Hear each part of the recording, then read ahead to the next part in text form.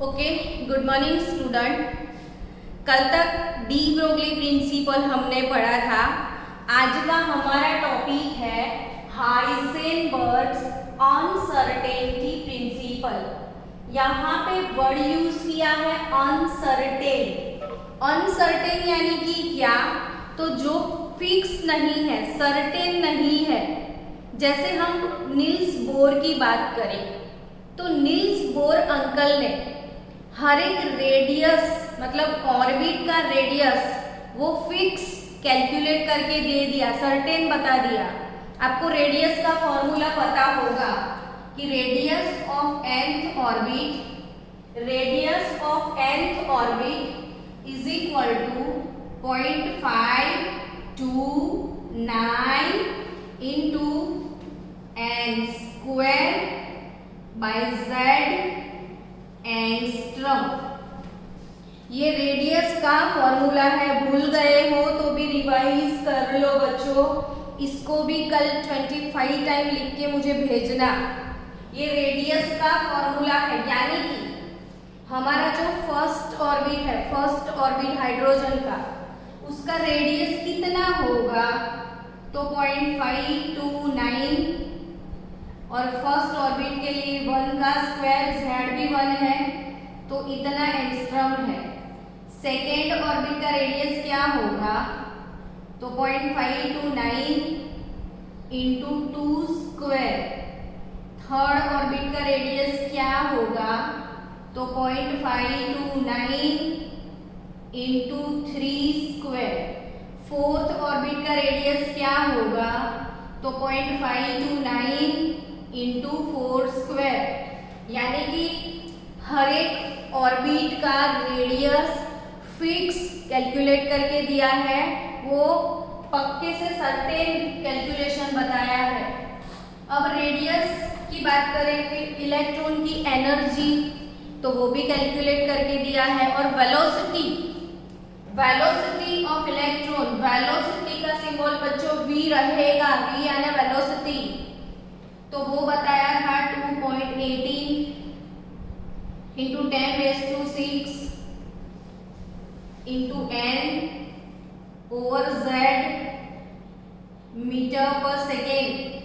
Sorry, यहाँ पे z by n था, तो 2.18 into 10⁶ z over n metre per second.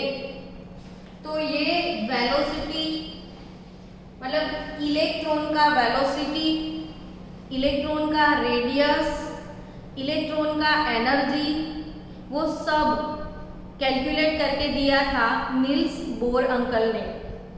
लेकिन हाइजेनबर्ग का प्रिंसिपल क्या है, अनसर्टेनिटी, यानी कि वो बोर से टोटली ऑपोजिट। हाइजेनबर्ग कुछ ऐसा सजेस्ट कर रहे हैं कि इलेक्ट्रॉन की पोजीशन, इलेक्ट्रॉन का मोमेंटम वो अनसर्टेन है।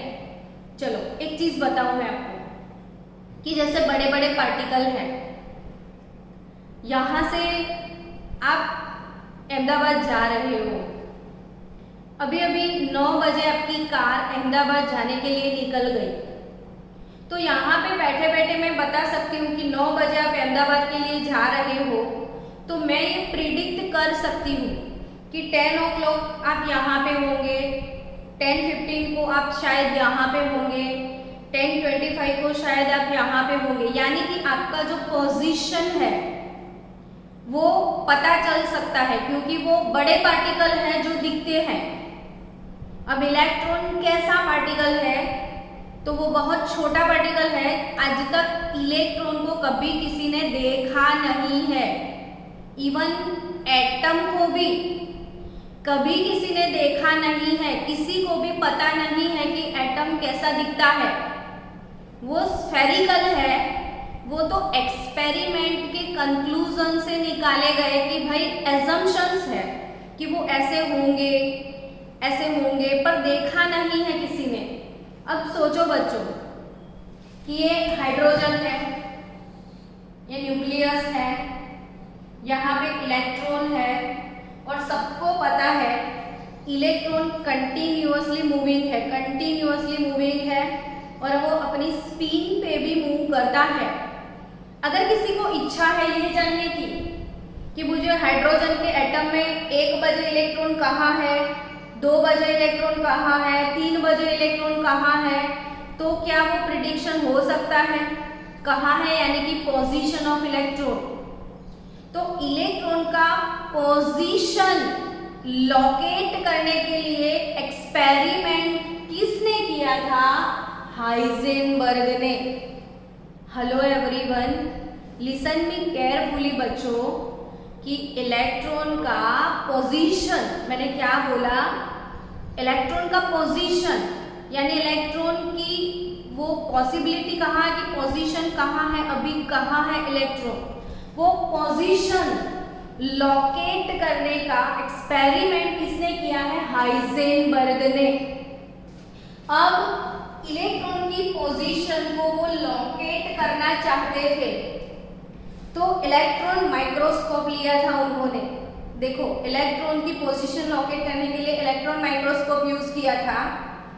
अब इलेक्ट्रॉन माइक्रोस्कोप के अंदर इलेक्ट्रॉन की पोजीशन लोकेट करने का प्रैक्टिकल कर रहे थे, तो वो जानने के लिए इलेक्ट्रॉन पर रेडिएशन अप्लाई करना पड़ता है। और जैसे ही इलेक्ट्रॉन पे रेडिएशन अप्लाई होता है, आप सबको पता है इलेक्ट्रॉन के ऊपर क्या अप्लाई होता है? रेडिएशन। रेडिएशन यानी कि लाइट का वेव। और सबको पता है लाइट के वेव में छोटे छोटे पार्टिकल्स है। लाइट के वेव में छोटे छोटे पार्टिकल्स है और उन पार्टिकल्स को हम फोटोन बोलते हैं। और ये जो फोटोन है उसके पास एनर्जी कितना होता है? एच न्यू जितना। फोटोन के पास कितना एनर्जी होता है? एच न्यू जितना। अब ये फोटोन का जो एनर्जी है वो इलेक्ट्रॉन एब्जॉर्ब कर लिया। फिर से समझो कि इलेक्ट्रॉन का पोजीशन लोकेट करने के लिए इलेक्ट्रॉन माइक्रोस्कोप में जब इलेक्ट्रॉन के ऊपर फोकस किया जाता था तब होता क्या था कि वो जब रेडिएशन अप्लाई होता है, रेडिएशन जब अप्लाई होता है तो रेडिएशन के अंदर जो एनर्जी है वो इलेक्ट्रॉन एब्जॉर्ब कर लेता है, यानी कि इलेक्ट्रॉन को बॉर्नवीटा मिल जाता है। और जैसे ही इलेक्ट्रॉन एनर्जी को एब्जॉर्ब करता है तो वो जंप मारता है, यानी कि उसका वेलोसिटी जो है बढ़ जाता है। जैसे ही इलेक्ट्रॉन एनर्जी एब्जॉर्ब करता है, इलेक्ट्रॉन का क्या बढ़ जाता है बच्चों? वेलोसिटी इंक्रीज हो जाता है। अब आपको पता होगा कि मास into velocity, m is stand for mass here, m is nothing but mass of electron, v velocity electron का वेलोसिटी इंक्रीज हो जाता है। तो मास इनटू वेलोसिटी, इन दोनों को मल्टीप्लाई करने से क्या मिलता है? बोलो। मास इनटू वेलोसिटी क्या होता है बच्चों, बताओ। Momentum, that's good. अभी मोमेंटम का सिंबल क्या है?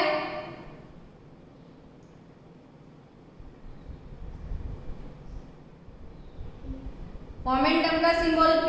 प्रज्ञा madam, P for Pragya madam, यानी P फॉर प्रज्ञा मैडम यानी मैं खुद मोमेंटम, ऐसा याद रखो। तो P यानी मोमेंटम, M यानी कि मास एंड V यानी कि वेलोसिटी। तो mass into velocity that is equal to momentum.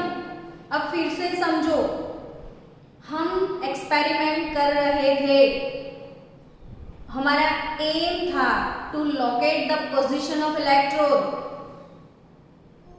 और इलेक्ट्रॉन का पोजीशन जैसे ही लोकेट करने के लिए इलेक्ट्रॉन माइक्रोस्कोप में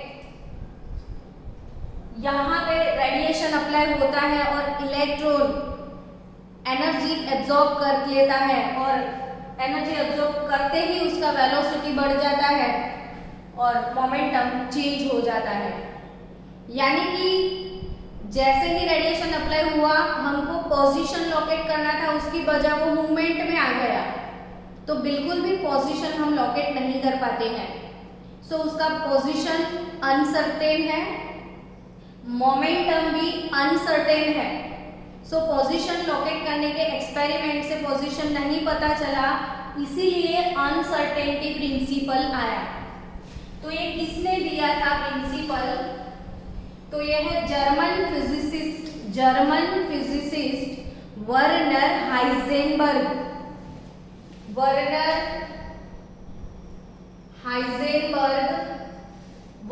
हाइजेनबर्ग्स अनसर्टेनिटी प्रिंसिपल in 1927 में है। अभी यहाँ पे बैठे बैठे अभी के अभी ये वाला स्टेटमेंट आपको बाय हार्ट हो जाना चाहिए, और आफ्टर द लेक्चर ये आप 25 टाइम लिखोगे और मुझे आपको सेंड करना है। द पोजीशन एंड मोमेंटम, मैंने क्या बोला? द पोजीशन का सिंबल डेल्टा एक्स, यहाँ पे व्हाट इज डेल्टा एक्स? तो इट इज अनसर्टेनिटी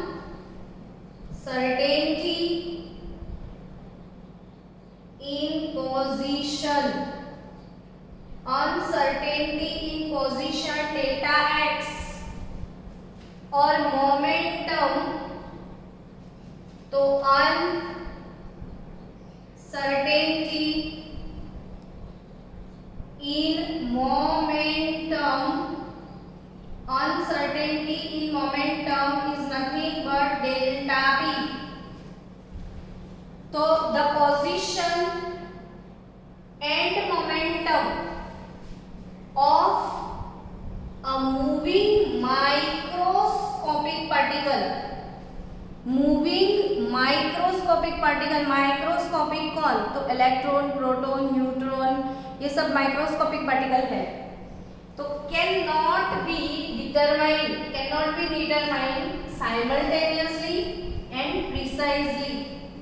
तो ये दोनों एक साथ प्रिसाइजली डिटरमाइन नहीं कर सकते हैं। That is the uncertainty principle of Heisenberg.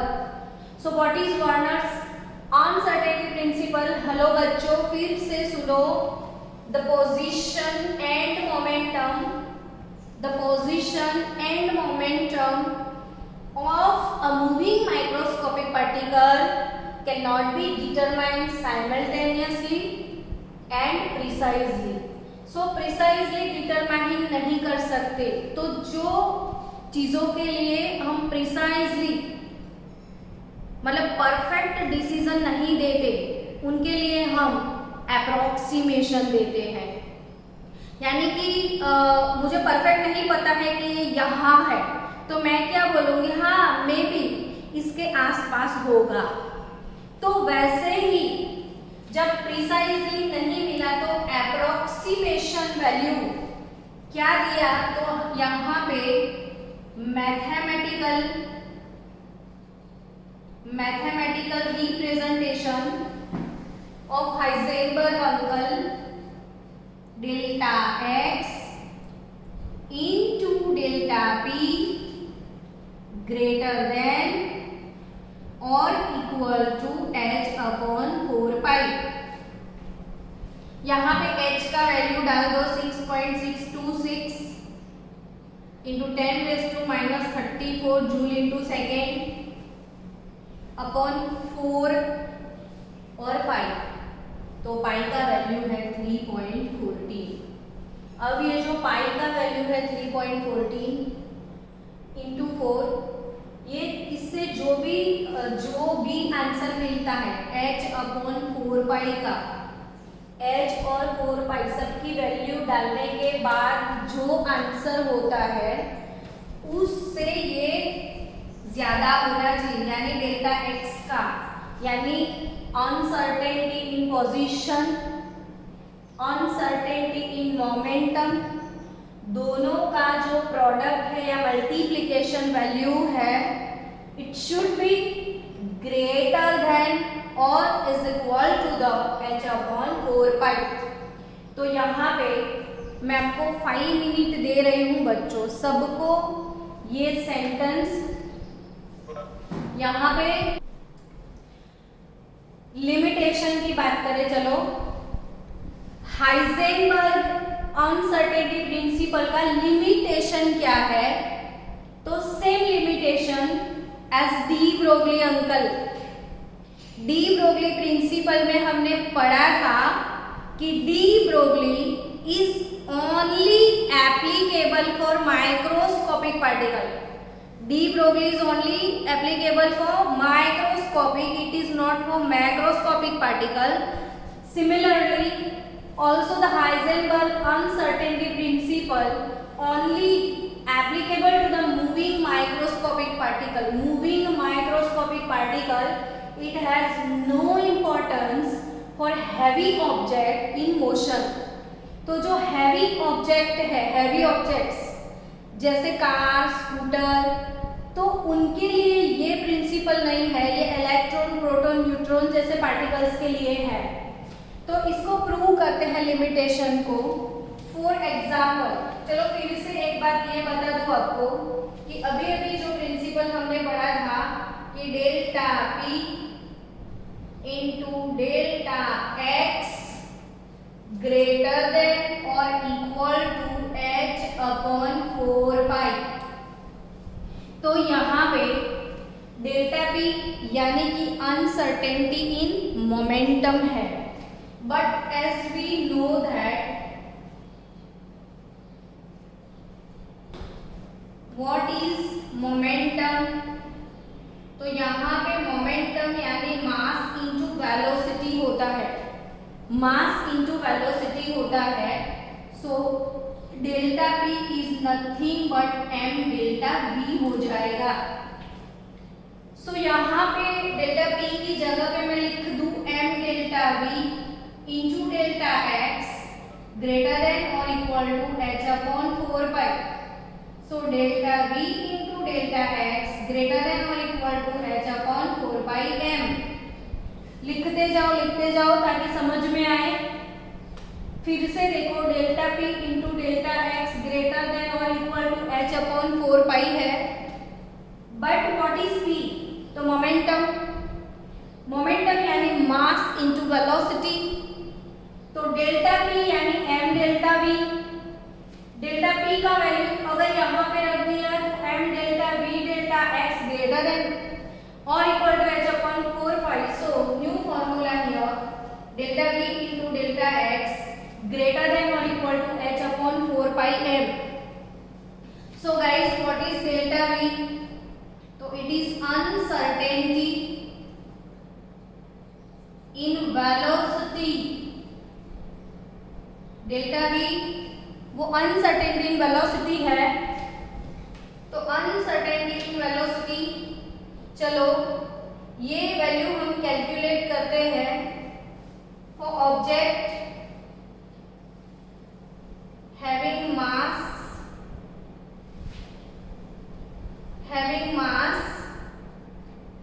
10⁻⁻6 kg। अगर कोई पार्टिकल है जिसका मास 10⁻⁻6 kg है, 10⁻⁻6 kg यानी कि 1 मिलीग्राम का पार्टिकल है, 1 मिलीग्राम का पार्टिकल, 1 मिलीग्राम का पार्टिकल जो हम देख सकते हैं। तो 1 मिलीग्राम का अगर कोई पार्टिकल है तो उसके लिए ये वैल्यूज हमको कैलकुलेट करना है। तो हमारे पास फॉर्मूला है, ध्यान से देखना, नोटबुक में लिखना ताकि कुछ समझ में आए। Delta v into delta x, delta v into delta x is equal to h/4 pi m। अब यहाँ पे h क्या? प्लैंक का constant 6.626 into 10⁻⁻34 joule into second.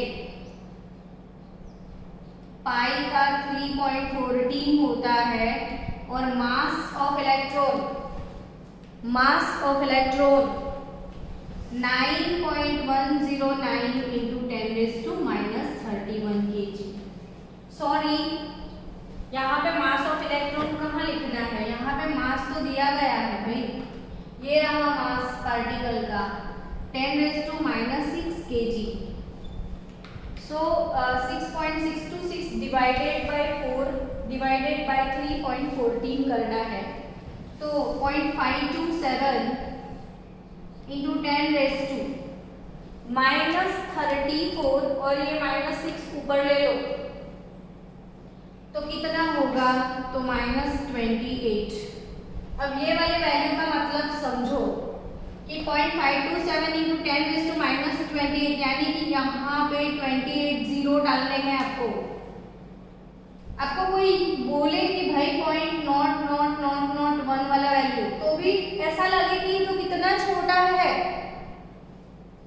इसको मेजर करना है तो डिफिकल्ट लगे कि भाई बड़ी चीजें हमको मेजर करनी है तो इजी हो जाता है, बट इतना कम वैल्यू मेजर करने के लिए काफी एक्यूरेसी चाहिए और काफी डिफिकल्ट होता है।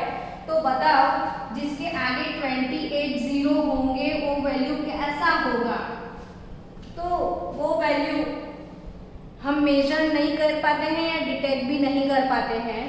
तो ये अगर सिर्फ 1 मिलीग्राम का पार्टिकल है, 1 मिलीग्राम, तो भी ये सीन हो जाता है इसके साथ।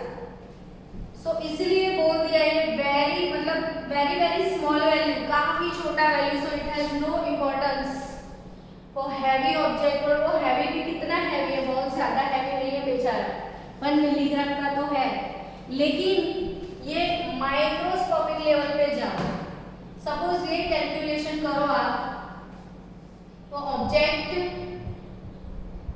हैविंग मास 9.109 इंटू 10⁻31 kg यानी कि फॉर इलेक्ट्रॉन। चलो ये वाला कैलकुलेशन इलेक्ट्रॉन वाले पार्टिकल के लिए करते हैं ताकि आपको समझ में आए कि इसका वैल्यू कैसा आने वाला है। देखो delta V into delta x is equal to h/4πm।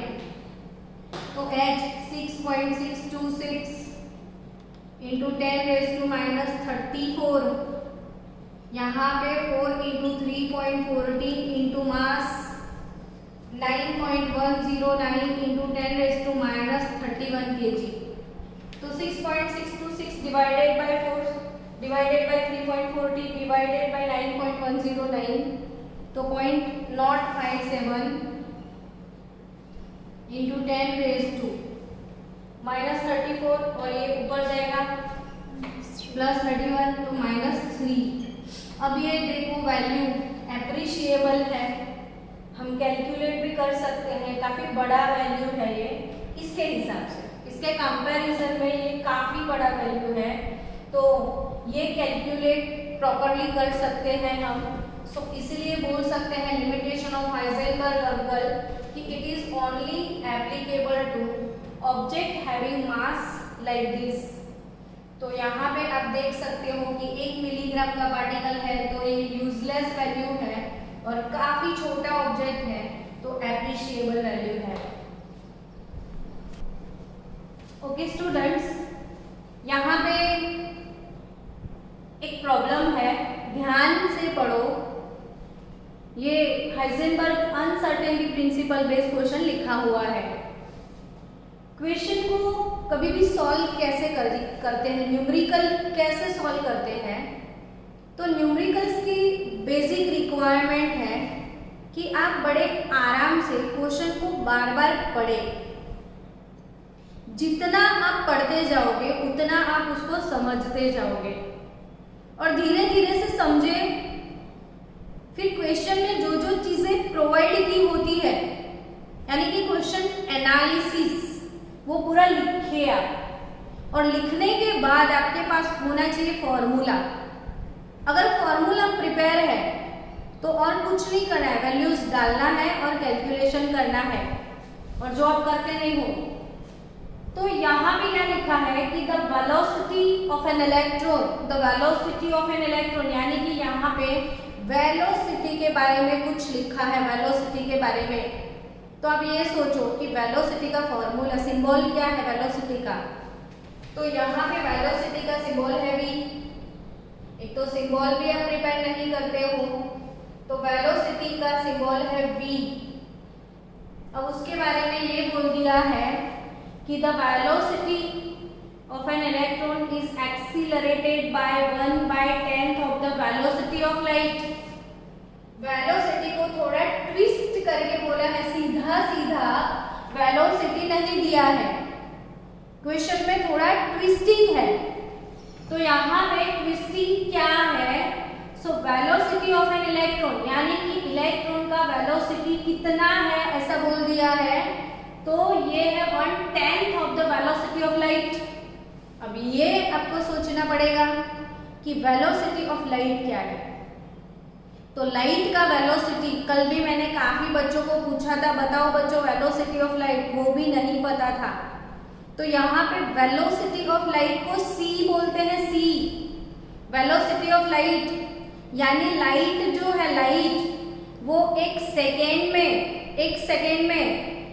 3 lakh kilometre travel करता है, 3 लाख किलोमीटर वो ट्रैवल करता है सिर्फ एक सेकेंड में। यानी लाइट का वेलोसिटी है 3 × 10⁸ मीटर पर सेकेंड। तो यहाँ पे वेलोसिटी ऑफ इलेक्ट्रॉन कितना है, तो वेलोसिटी ऑफ लाइट जिसको c बोलते हैं डिवाइडेड बाय 10, और c कितना है, तो 3 × 10⁸ मीटर पर सेकेंड और अपॉन 10, यानी कि माय आंसर इज हियर 3 × 10⁻, ये 8 - 1 हो जाएगा, तो 7 मीटर पर सेकेंड होगा। इतना तो सबको समझ में आएगा कि the velocity of an electron is accelerated by 1/10th of the velocity of light, and its velocity is measured with the ±0.5% accuracy। अब ये वेलोसिटी को जब मेजर किया गया तो एक्सपेरिमेंट के ड्यूरेशन अंदर एक्यूरेसी ±0.5, यानी कभी कभी +0.5 ज्यादा आता था या कभी कभी +0.5 कम आता था, इसीलिए ±0.5% एक्यूरेसी हो सकता है। जब आप एग्जाम देते हो, एग्जाम देने के बाद अपने मार्क्स का आप एसेंशन लगा सकते हो कि मेरे 90 आ जाएंगे, तो ऐसा सोच के बैठे हो और आए 85, तो ये -5 एक्यूरेसी आई, और अगर आ गए कहीं 95 तो ये +5 हो गया। यानी कि यहाँ पे एक्सपेक्टेशन से कभी ज़्यादा होता है या कभी कम होता है। तो वैसे ही ये जो वेलोसिटी है is measured with 0.5% of accuracy. तो यहाँ पे अनसर्टेनिटी इन वेलोसिटी, और उसको बोलते हैं delta we. Uncertainty in velocity delta we, तो वो कितना होता है, तो यहाँ पे लिखा है 0.5% ऑफ दिस वेलोसिटी v। तो यहाँ पे 0.5% ऑफ v कितना है हमारा, 3 × 10⁻7 डिवाइडेड बाय 100। आपको कोई बोले कि 50% ऑफ 10, तो आप कैसे निकालोगे 50% ऑफ 10, तो आपको लिखना है 50 × 10 डिवाइडेड बाय 100। तो वैसे ही 0.5% ऑफ v, तो 0.5 × v डिवाइडेड बाय 100, तो ये हो गया अपना डेल्टा v। अब find the uncertainty in position, तो आपको अनसर्टेनिटी इन पोजीशन यानी कि डेल्टा x कैलकुलेट करना है। Uncertainty in position delta x calculate करना है। सो यहाँ पे बच्चों delta v into delta x, is equal to h upon 4 pi m होता है। So delta x is equal to h upon 4 pi m into delta b हो जाएगा। So यहाँ पे h का value 6.626 into 10⁻⁻34 joule into second, ये 4 हो गया, पाई है 3.14, mass of electron 9.109 into 10⁻31 kg and delta we तो 0.5 इंटू 3 इंटू 10⁻7 और 100 ऊपर जाएगा तो 10⁻2 हो जाएगा। चलो ये मैंने उल्टा के रखा है, ऊपर 100 लिखना है तो 10⁻2, ये तो मैथमेटिकल पार्ट है, आप कर सकते हो। तो यहाँ पे 6.626 डिवाइडेड बाय 4 करो, डिवाइडेड बाय 3.14 करो, divided by 9.109 and divided by 0.5 into 3, ये कैलकुलेटिव पार्ट है। तो 3.86 आया, यस 0.0386 ना, तो 10⁻2 ये -34 प्लस 2 प्लस 31 और -7 तो 0.0386 इंटू 10⁻34 -8। तो यहाँ पे इसको साइंटिफिक नोटेशन में कन्वर्ट करना है तो 3.86 यानी ये वाले डिजिट को मैंने 1 और 2 प्लेस शिफ्ट किया। 3.86 अगर मैंने 2 प्लेस ऐसे शिफ्ट किया है तो 10 का पावर लग जाएगा -2, मैं ऐसे 2 प्लेस आऊँ तो -2, ऐसे 2 प्लेस जाऊँ तो +2, तो यहाँ पे 10⁻8 तो 3.86 इंटू 10⁻10 जो कि ये पोजीशन है तो उसका आंसर मीटर में आएगा। तो 3.86 इंटू 10⁻10 मीटर इसका पोजीशन आएगा।